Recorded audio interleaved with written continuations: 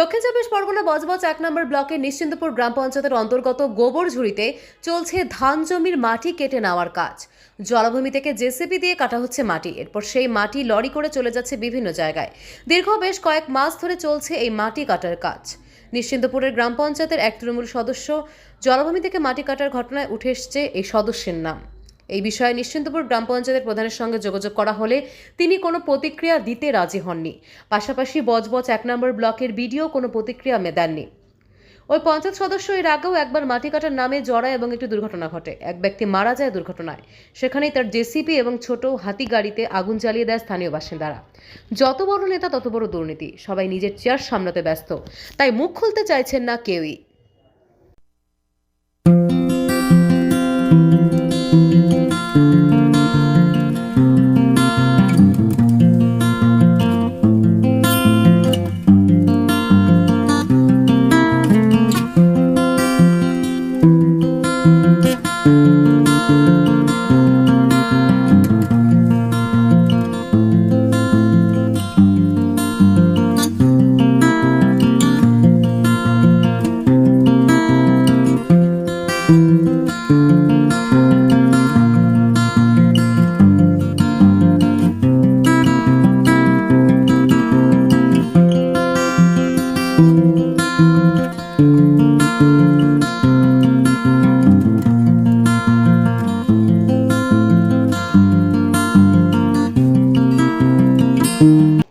আচ্ছা, ডায়মন্ডের কোনো প্রশাসন আছে?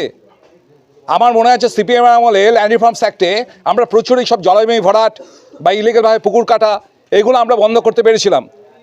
আজকে অভিষেক ব্যানার্জির দয়ায় এই বিএলআর কোনো কাজ করছে না, সমস্ত এই মাটি মাফিয়ারা কাজ করছে, সিন্ডিকেট রাজ চলছে, বিঘের পর বিঘা পুকুর কাটা হচ্ছে, তাই দিয়ে জলজমি ভরাট হচ্ছে, খাল বিল পুকুর সমস্ত ভরাট করে দেওয়া হচ্ছে।